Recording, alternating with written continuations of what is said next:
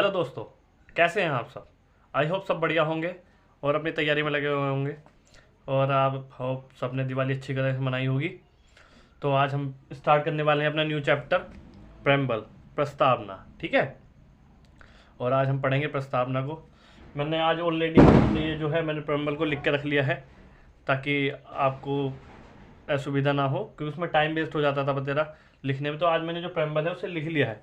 वैसे हमें ये प्रेम्बल लाइन टू लाइन बिल्कुल एग्जैक्ट याद होनी चाहिए है, क्योंकि कई बार ये होता है कि आईएएस के जो इंटरव्यू होता है उसमें ये चीज़ें बूझ ली जाती हैं कि आईएएस के इंटरव्यू में बूझ लेते हैं कि प्रेम्बल सुन लेते हैं। और वैसे भी हमें बेसिक भी प्रेम्बल हमें याद होगी तो हम आसानी से जो इस प्रेम्बल से आने वाले क्वेश्चन होंगे वो अच्छे से अटैम्प्ट कर पाएंगे। ठीक है, और प्रेम्बल वैसे भी हमें याद होनी चाहिए, क्योंकि हाँ मतलब ये प्रेम्बल जो है क्या, हम जैसे हम सब जानते हैं प्रेम्बल क्या है। जो हमारा संविधान है ना उसका बेसिक, उसमें क्या है, जो हमारे संविधान है उसमें क्या चीज़ें हैं इंक्लूड है, मतलब एक ओवरऑल जो उसका व्यू है कि हमारे संविधान में क्या है और किस तरीके से हमें संविधान पढ़ना चाहिए, उसकी जो बेसिक चीज़ें हैं वो हमारे प्रेम्बल में है। ठीक है, अगर हम प्रेम्बल पढ़ लेते हैं तो हमें ये आइडिया हो जाता है कि हमारी जो संविधान है उसमें क्या चीज़ें लिखी हुई हैं, कैसे कैसे उसका किस आधार पे जो हमारा संविधान है उसे डेवलप किया गया है, क्या क्या उसमें चीज़ें डाली गई हैं। ठीक है, तो वो चीज़ें क्या है हमारी सब प्रेम्बल में आती हैं। तो आज हम इसको प्रेम्बल को पढ़ेंगे। और जैसा कि हम सब जानते हैं प्रेम्बल जो थी सबसे पहले अमेरिका ने अपने संविधान में इंक्लूड की थी। जो अमेरिका का जो संविधान है सबसे पहले अमेरिका ने अपने यहाँ जो था संविधान में जो प्रेम्बल था, प्रस्तावना थी, उसे इंक्लूड किया था। उसके बाद दूसरे अधिक देशों ने इसे अपने यहाँ इंक्लूड किया।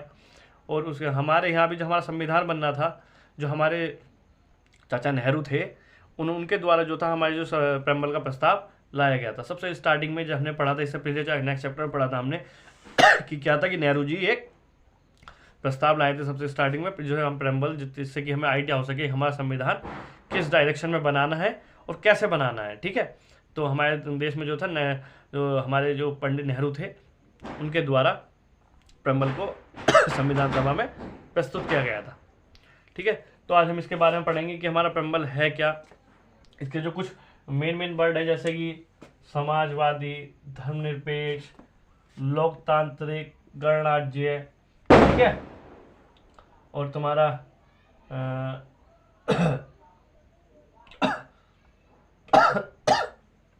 सॉरी अवसर की समानता। ठीक है, और हमारा जैसे ये बंधुत्व, हम इन कुछ वर्ड के बारे में देखेंगे। ठीक है, सामाजिक आर्थिक न्याय के बारे में देखेंगे। ठीक, स्वतंत्रता के बारे में देखेंगे। हम ये कुछ वर्ड है, मैं इसे ब्लैक मार्कर से लाइन कर देता हूं, हम इन चीज़ों के बारे में देखेंगे। ठीक है, अब इन वर्ड्स के मीनिंग में जानेंगे, क्या इनका वर्ड्स का क्या मीनिंग है और क्या महत्वपूर्ण बातें हैं इनमें, वो हम सब देखेंगे। ठीक है, और हमारे जो संविधान है, जो हमारी प्रेम्बल है, उसमें जो था कुछ संशोधन भी किए गए, कुछ वर्ड को इसमें इंक्लूड किया गया। हम उन वर्ड्स को भी इसमें देखेंगे कि कौन कौन से वर्ड थे। जैसे एक वर्ड तो था धर्मनिरपेक्ष, समाजवादी। ठीक है, और तुम्हारा एक वर्ड और था, कौन सा, एक वर्ड और था हमारा, कहाँ गया वो, हमारा एक वर्ड और था हमारा सामाजिक, धार्मिक और अखंडता। आई थिंक अखंडता ही था। एक मिनट में देख लेता हूँ। हाँ, अखंडता। अखंडता जो वर्ड था वो भी, जो हमारा जो 42 का वाला जो अमेंडमेंट था, संविधान संशोधन था हमारे जो 1976 में जो हुआ था, कब हुआ था ये 40वां संविधान, 42वां 42वां संविधान संशोधन 1976 में सबसे ज़्यादा जो हमारे संविधान में संशोधन हुए हैं वो 42वें संविधान संशोधन के माध्यम से ही किए गए थे। इस टाइम कांग्रेस पार्टी ने जो हमारे संविधान है उसमें लगभग बतेरे सारे संविधान संशोधन किए थे। ठीक है, आज मेरी थोड़ी तबीयत सी ख़राब है, जिस वजह से मैं वीडियो थोड़ा लेट आया है ये वाला।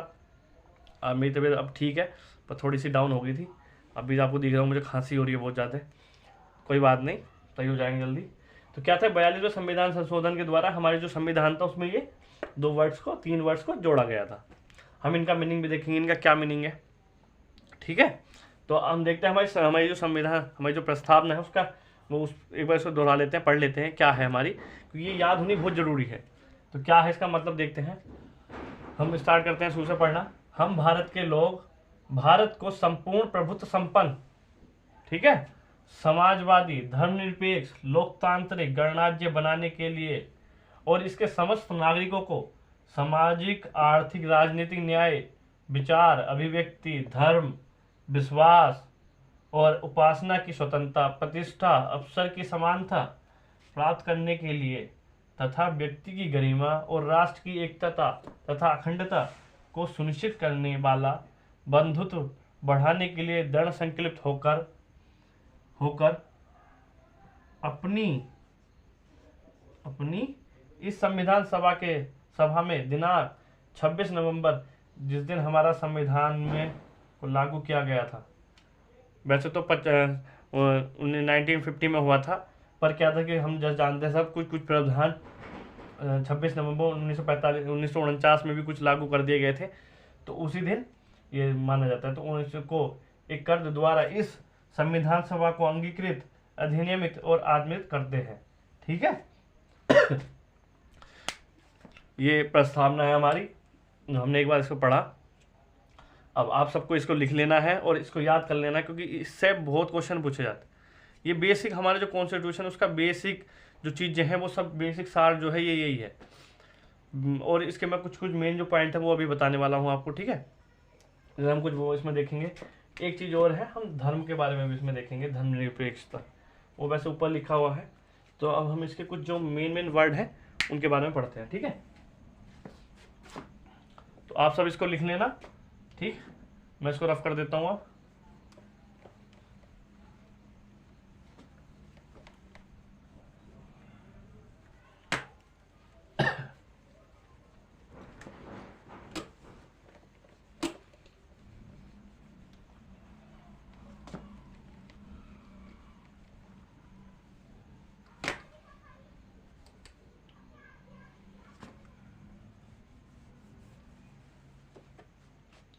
सबसे पहले वर्ड हम लेते हैं समाजवादी। समाजवादी, इसका क्या मतलब है? जो हमारा जो संविधान है, जो हमारा भारत है, वो एक समाजवाद की वो करता है, समाजवाद को सपोर्ट करता है। तो दोस्तों भारत में जो समाजवाद है वो एक लोकतांत्रिक समाजवाद है। कैसा समाजवाद है हमारे यहाँ? लोकतांत्रिक समाजवाद। भारत में जो समाजवाद है वो लोकतांत्रिक समाजवाद है, लोकतांत्रिक समाजवाद है, ठीक है। भारत में समाजवाद है वो एक लोकतांत्रिक समाजवाद है। हमारे यहाँ जो है बेसिकली जो मार्क्सवादी समाजवाद और गांधीवादी समाजवाद है ना, उसका मिक्सअप है। तो इसलिए हमारे यहाँ जो समाजवाद है वो लोकतांत्रिक समाजवाद होता है। और जो हमारे जो इसमें जो है समाजवाद को लाने की जो जरूरत महसूस हुई थी वो क्या था कि लोगों के हितों को प्रोत्साहन देना, ठीक है। और जो एक समाज में थी, समाज के लिए एक समान न्याय की बात करते, न्याय की वजह से जो हमारी जो प्रस्तावना थी उसमें जो था समाजवाद को जोड़ा गया था। समाजवाद बेसिकली पहले हमारे जो राज्य के नीति निर्देशक तत्व है उसमें समाजवाद पहले से ही मौजूद है, पर जो हमारा 42वां संविधान संशोधन जो हुआ 1976 में, उसमें समाजवाद को जोड़ दिया गया हमारी प्रस्तावना में, ठीक है। और समाजवाद से क्या है, समाजवाद का जो मीनिंग है वो जैसे हम सब प्रति ये जो करता है वो कोई भी चीज़ को उस पर पूरे समाज का अधिकार, किसी भी चीज़ पे समाज का अधिकार ही होना ही समाजवाद है। जैसे जो हमारा संविधान है वो सामाजिक शिक्षा की बात करता है, सभी के लिए समान शिक्षा की बात करता है। जैसे आज हमारे सरकारी स्कूल हैं, सभी के लिए शिक्षा एक नाम मात्र फीस पे जो हमें शिक्षा मुहैया कराई जा रही है, ठीक है। तो सामाजिक न्याय की बात, और सामाजिक न्याय की बात करता है, प्रत्येक व्यक्ति के लिए भारत में सामाजिक न्याय की बात करता है, ठीक है। सामाजिक राजनीति की बात करता है, प्रत्येक को एक ही वोट डालने का अधिकार है, समाज में कोई भी वर्ग इलेक्शन लड़ सकता है। तो हर चीज में जहाँ भी हमारे भारत में एक सामाजिक परंपरा, ताकि हमारा जो समाज है एक सुदृढ़ और एक विकासशील समाज बन सके, इसलिए हम संविधान में सामाजिक समाजवाद जोड़ा गया था। ठीक है। और इससे अगला जो वर्ड था, इससे अगला वर्ड जो है वो है धर्मनिरपेक्ष। धर्मनिरपेक्ष धर्मनिरपेक्ष हमें जो संविधान था उसमें जो हमारे मौलिक अधिकार हैं, उसमें आपने जैसे देखा होगा कि हमारे जो फंडामेंटल राइट्स हैं उसमें हमारे जो धर्मनिरपेक्षता की बात की गई है। ठीक है। उसी तरह हमारी जो प्रेम्बल है, हमारी जो प्रस्तावना है, उसमें भी धर्मनिरपेक्षता को जोड़ा गया। और धर्मनिरपेक्षता का मतलब भारत में क्या है, हमारे यहाँ जो हमारा जो संविधान है वो किसी भी एक धर्म को सपोर्ट नहीं करता। हमारे यहाँ सभी धर्म को समान मान्यता दी गई है। ठीक है। और जो हमारी राजनीति, हमारे जो राजनीतिक सिस्टम है उसमें किसी भी एक समाज को, मतलब एक धर्म को प्रमोट करने की बात नहीं की गई, किसी भी धर्म को ना संरक्षण देने की बात की गई है, ताकि हमारे जो देश में वो भाईचारे की भावना बनी रहे। हमारा जो देश है वो किसी भी एक धर्म को नहीं मानता। हमारे यहाँ अनेकों धर्म है। वो कहते हैं कि हमारे यहाँ ही हर धर्म का जन्मदाता माना जाता है, हमारे ही किसी भी धर्म का जो पिता है वो हम भारत ही है। हर धर्म को भारत ने ही जन्म दिया। अधिकतर जो धर्म है उनका जन्म जो हुआ है वो भारत में ही हुआ है। ठीक है। तो हमारा जो देश है वो एक धर्मनिरपेक्ष देश है। हमारे यहाँ किसी भी एक धर्म को नहीं माना जाता। सभी, माना भले ही मत जाओ कि एक धर्म को, पर हमारे यहाँ सभी धर्मों को समान तरीके से सम्मान दिया जाता है। ठीक है। प्रत्येक धर्म को सम्मान दिया जाता है हमारे यहाँ। तो हमारा जो संविधान है वो धर्मनिरपेक्षता की बात करता है। तो प्रत्येक धर्म को समान मान्यता। ठीक है। हमारा जो इसका जो धर्मनिरपेक्षता मतलब था ये था। ठीक है। अब तीसरा वर्ड देखते हैं। हमारा तीसरा गणराज्य।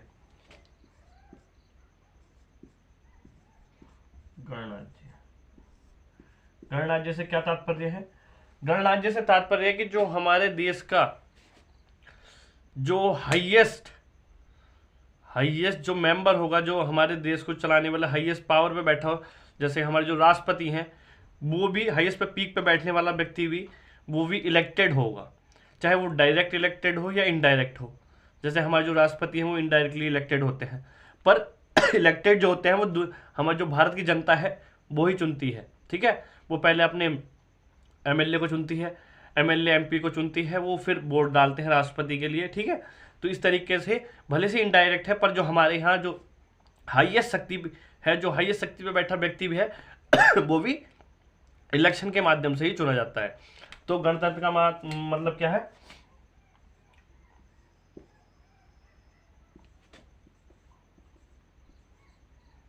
सर्वोच्च शक्ति का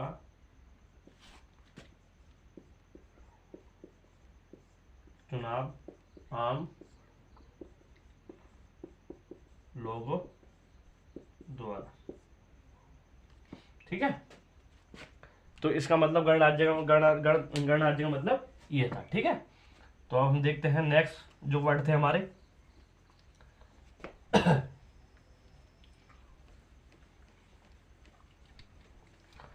अब जैसे हमारा वर्ड था संप्रभुता।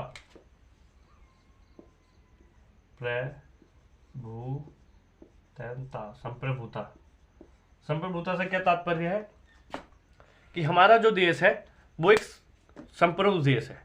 मतलब हम ना तो किसी देश के अधीन आते हैं, ना ही हम किसी देश के डोमिनियन हैं, ना ही किसी हमारे देश पे हमारे किसी देश का राज है। ठीक है। हम अपने निर्णय स्वयं ले सकते हैं, चाहे वो अपने हमारे देश के जो कोई से भी निर्णय हो, वो हमें किसी देश के दबाव में आके लेने की जरूरत नहीं है। हम अपने नियम स्वयं ले सकते हैं, हमें किसी की एडवाइस की। जब भारत अभी कह देता है, जब कश्मीर का मुद्दा है हमारे यहाँ, तो जैसे कोई देश हमारे यहाँ उसमें हस्तक्षेप करने की कोशिश करता है, तो भारत कह देता है कि वो हमारा आंतरिक मामला है, और हम एक संप्रभु देश होने के नाते हम अपने डिसीजन स्वयं ले सकते हैं। ठीक है। तो हम जो है एक संप्रभु देश हैं, और हम अपनी भी किसी भी हमारी जो सीमा है उसे किसी भी देश की सीमा को अधिग्रहण करना या अपनी इच्छा से किसी देश को अपनी सीमा को दे देना, भेंट कर देना, वो हमारा अपना डिसीजन होता है। हम उसके डिसीजन लेने के लिए खुद इतने सक्षम हैं कि हम अपना डिसीजन ले सकते हैं। तो हम एक संप्रभु देश हैं। जब हमारा देश आज़ाद हुआ था तो उस टाइम पे क्या था, उस टाइम शीत युद्ध का टाइम था। एक पक्ष में जहां अमेरिका था, दूसरे पक्ष विपक्ष जो था वो रूस था। ठीक है, तो हम क्या थे, हम एक संप्रभु देश बन के रहे। ना हमने अमेरिका में गुट में गए, ना ही हम रूस की तरफ झुके। ठीक है, तो हम दोनों को ही हमने बैलेंस करके चला, इसलिए हमारा जो देश है वो एक संप्रभु देश माना जाता है। हम अपने डिसीजन स्वयं ले सकते हैं। ठीक, तो हम क्या है, एक संप्रभु देश है। इससे अगला वर्ड जो है वो है न्याय। जैसे हमने प्रेमबल में देखा था, हमारे यहां 3 तरह के न्याय की बात की गई है। 3 तरह के, कौन कौन से? सामाजिक,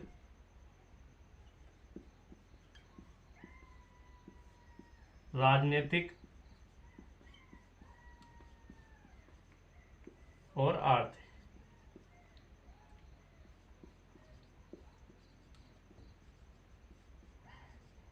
ठीक है, 3 तरह के न्याय की बात की गई है।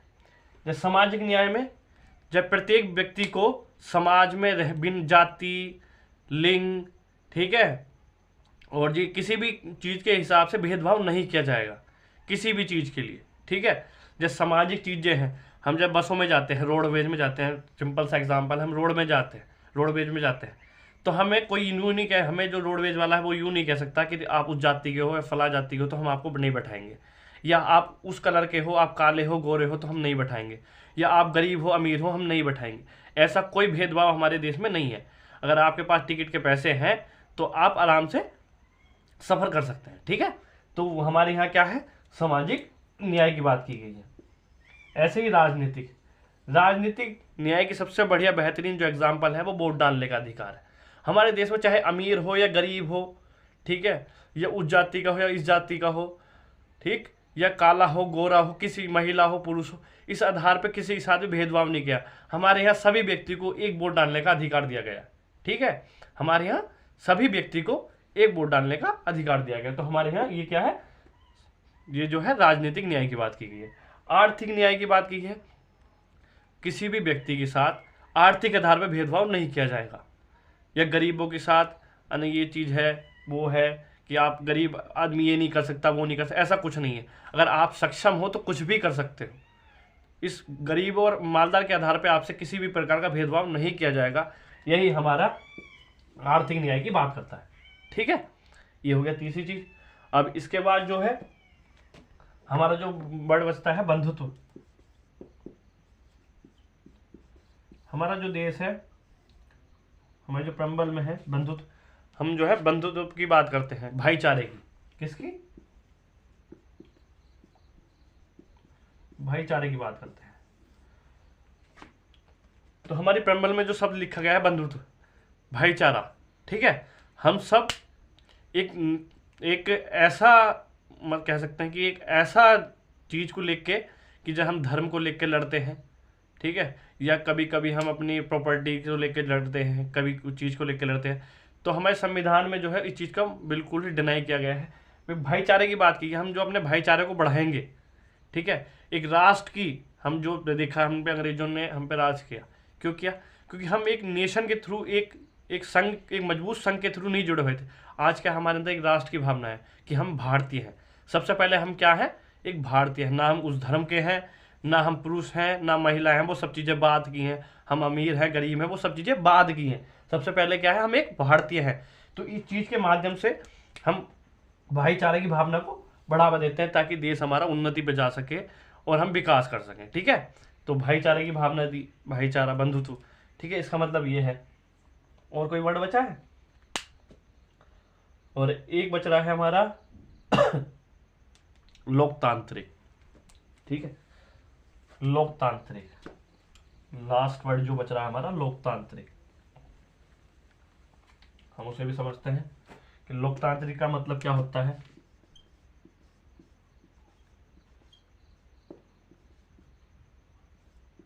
लोकतांत्रिक, ठीक है, इसका मतलब हमारा लोकतंत्र जो है वो दो तरह के लोकतंत्र होते हैं, एक प्रत्यक्ष लोकतंत्र, प्रत्यक्ष लोकतंत्र,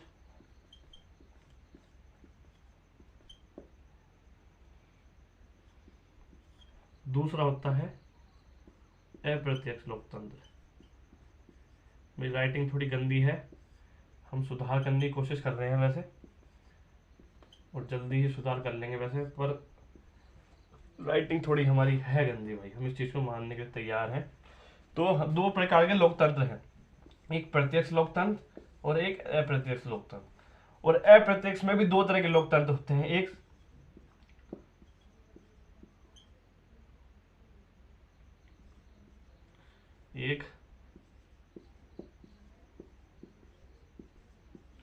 संसदीय लोकतंत्र,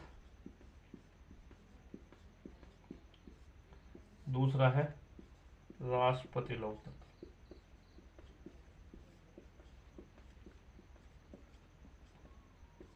ये जो है अमेरिका में है, ये जो हमारा संसदीय है ये भारत में है, और ये जो है ये स्विट्जरलैंड में है। ठीक है। प्रत्यक्ष लोकतंत्र में क्या होता है, वहाँ की जो जनता को है वो प्रत्यक्ष रूप से जो वहाँ के राजनीतिक दल हैं उनमें से किसी भी एक हाईएस्ट पावर पे जो लीडर बैठा होता है उसे चुनने का अधिकार है। मतलब वहाँ के जो राष्ट्रपति हैं, ये जो वहाँ की जो संसदीय व्यवस्था, वहाँ जो प्रधानमंत्री है, उसे जो चुनने का अधिकार है वो जनता को डायरेक्ट है। ठीक है, वो डायरेक्ट वोट के माध्यम से वहाँ के चुनते हैं, और वे जब चाहें, अगर जनता चाहे तो उसे वापस भी बुला सकते हैं। ठीक है, हमारे यहाँ क्या है, हमारे यहाँ संसदीय लोकतंत्र है। ठीक है, अप्रत्यक्ष लोकतंत्र है। हमारे यहाँ जो हाईएस्ट पावर पे जो लोग, वो जो हमारे प्रधानमंत्री हैं, राष्ट्रपति हैं, उसे जो है हमारी जो इसकी जनता है वो डायरेक्ट नहीं चुनती, इनडायरेक्टली चुनती है। ठीक है, वो अपने एमपी एमएलए को चुनती है, वे फिर वोट देते हैं जिसके माध्यम से हमारे प्रधानमंत्री और राष्ट्रपति का चुनाव होता है। और जो हमारे अमेरिका है उसमें क्या है, राष्ट्रपति लोकतंत्र है। चुनाव वहाँ भी इनडायरेक्ट होता है, पर वहाँ क्या है, व्यवस्था जो है वो राष्ट्रपति लोकतंत्र। हमारे यहाँ संसदीय लोकतंत्र, हमारे यहाँ जो हाई जो संसद है वो जवाबदेह है हर चीज़ के लिए मेनली। ठीक है, और ऐसी हम वहाँ जो है राष्ट्रपति किसी को जवाब नहीं देता। अमेरिका राष्ट्रपति जो है वो खुद के लिए जवाबदेह है, देश के लिए जवाबदेह नहीं, मतलब किसी संसद या उसके प्रति जवाबदेह नहीं है। हमारे यहाँ क्या है, हमारे जो राष्ट्रपति या प्रधानमंत्री है वो संसद के प्रति जवाबदेह है। ठीक है, तो ये था लास्ट। अब हम देखते हैं कि सबसे बड़ा क्वेश्चन उठता है प्रेम्बल में कि प्रेम्बल संविधान का हिस्सा है या नहीं है। तो इस पे कई सारे हमारे न्यायालय ने कई सारे हमारे ऐसे केस आए जिसपे हमारी जो सर्वोच्च न्यायालय है उसने कई बार अपने निर्णय दिए, जिसमें से जैसे केशवानंद भारती मामला था, बीरूबाड़ी मामला था, उसमें क्या क्या संसद ने बताया, संसद ने कहा कि जो प्रेम्बल है वो हमारा संविधान का भाग नहीं है। ठीक है, क्यों, कौन कौन से मामले में, केशवानंद भारती मामला था एक, केशवानंद भारती मामला जो 1970 में था, 1970 में। ठीक है, और जो बेरूबाड़ी था संघ मामला, ये जो था 1960 का मामला था, 1960 का मामला था। इसमें जो हमारे सर्वोच्च न्यायालय है उसने फैसला देते हुए कहा था कि जो हमारी जो प्रस्तावना है वो हमारे संविधान का भाग नहीं है। पर कुछ टाइम बाद हमारी जो संसद थी, एक मामला आया था LIC संघ मामला जो 1995 में आया था। इसमें क्या कहा, सर्वोच्च न्यायालय ने कहा कि जो हमारी जो प्रस्तावना है वो संविधान का ही भाग है। ठीक है, और एक मामला और था विनर्वा मिल मामला, उसमें भी हमारे जो सर्वोच्च न्यायालय है उसमें भी उसके बाद, इन दोनों के बाद आया था वो मामले। तो उन्होंने क्या कहा, जो हमारी जो प्रस्तावना है वो जो हमारा संविधान है उसी का हिस्सा है, भले से वो किसी अनुच्छेद में या किसी उसमें ना हो, पर जो वो है एक हिस्सा है, क्योंकि इससे हमारा जो संविधान है उसकी बेसिक स्ट्रक्चर का पता चलता है। ठीक है, पर इसके 2 पॉइंट बताए थे उन्होंने, 2 चीज़ों को कहा था, 2 पॉइंट जो हमें याद रखने की जरूरत है, वो मैं पॉइंट लिख देता हूं। जो हमारी प्रस्तावना है, जो हमारी प्रस्तावना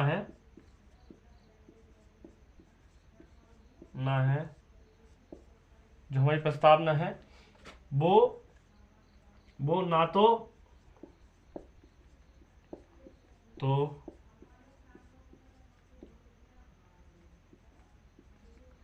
विधायिका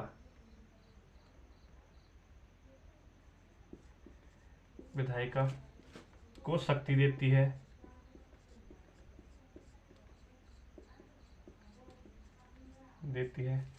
और ना ही शक्ति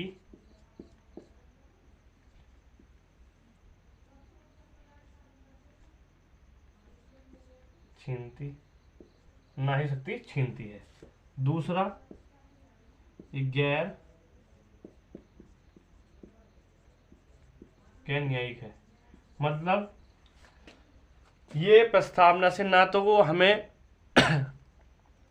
विधायिका को ना तो किसी प्रकार की शक्ति देती है और ना ही विधायिका से किसी प्रकार की शक्ति को छीनती है। इसका बेसिक काम क्या है कि अगर हम संविधान पढ़ रहे हैं, हमें कोई अनुच्छेद समझ में नहीं आ रहा है, तो अगर हम इसको पढ़ लेते हैं तो हम इससे आइडिया लग जाता है कि उसमें संविधान, उस अनुच्छेद में, हमारे उस आर्टिकल में क्या लिखा हुआ है। उससे हमें बेसिक स्ट्रक्चर, कोई कह रहे हैं ना, हमें ये जो हमारा संविधान का जो बेसिक है वो हमारी प्रस्तावना में ही है।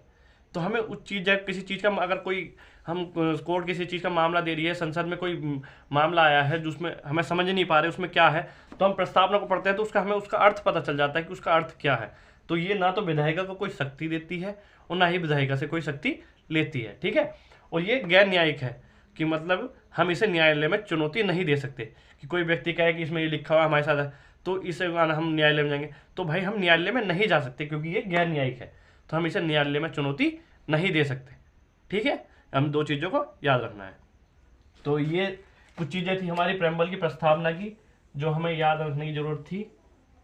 ठीक है, और हम जो है एक चीज़ और है, 368 के माध्यम से जो हम संविधान में संशोधन करते हैं, किसी भी आर्टिकल में संशोधन करते हैं, उसी के माध्यम से हम प्रस्तावना भी संशोधन कर सकते हैं। पर एक चीज़ का ध्यान रखना होगा, जो हमारा मिनर्वा मिल मामले में हमारे जो सर्वोच्च न्यायालय है उसने कहा था कि हम भले से 368 का उपयोग करके हमारी जो प्रस्तावना है उसमें संशोधन कर सकते हैं, परंतु जो हमारी प्रस्तावना का मूल ढांचा है हम उसमें चेंज नहीं कर सकते। ठीक है, हम जो मूल संरचना है हमारी प्रस्तावना की, हम उसमें चेंज नहीं कर सकते। बस ये है कि हम चेंज कर सकते हैं पर मूल संरचना, मूल ढांचे में चेंज नहीं कर सकते। तो ये कुछ चीज़ें थी हमारी प्रेम्बल की प्रस्तावना की। आई होप आपको समझ में आई होंगी। तो मिलते हैं नेक्स्ट चैप्टर के साथ नेक्स्ट वीडियो में। आई होप सबको समझ में आ रहा होगा, और सबको समझ में आ रहा है तो भाई इस वीडियो को ज़्यादा से ज़्यादा शेयर करें और कमेंट करके मोटिवेट करो यार। तो ठीक है, मिलते हैं नेक्स्ट वीडियो में। जय हिंद, जय भारत।